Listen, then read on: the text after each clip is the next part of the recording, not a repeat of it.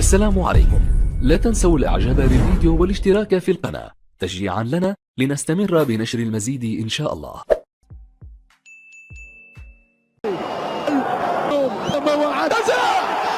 لويس دياز إعادة يوم السبت 14 سيلسو بعده عكس تراباتوني مباراة مع ليفربول.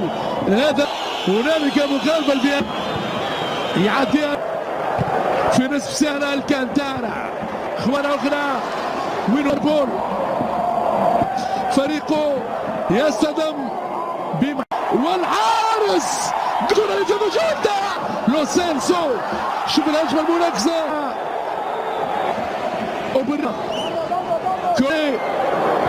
الكرة بيستلعب من خويا موديتا برا السادية سروجو.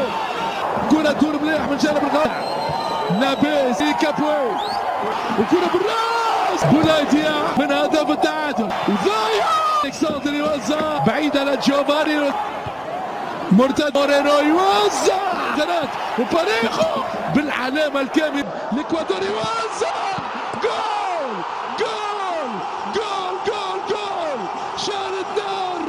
شالت نار في السيراميكا، شعل نار فيا ريال بأقدام الأبطال. نار يا حبيبي نار.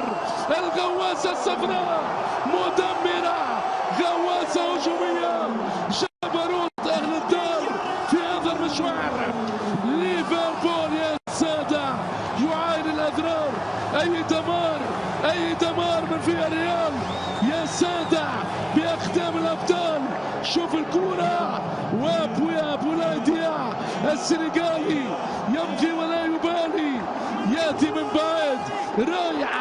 رائعة المنظومة الصفراء في ميدانه في الريال حاكم زمانه لحاله يوزع بالراس جول جول جول جول جول. فرانسيسكو كلا جول. نار في الفياريال، شال نار. زلزال في سلم ريختر لفياريال بالراس جابانو فرانسيسكو كلا. وينو دفاع ليفربول لكل من شكك في انتصار فياريال، لكل من قال ان فياريال غير قادر على الانتصار على ليفربول. هاي شاتكم الاجابه بالدور بينو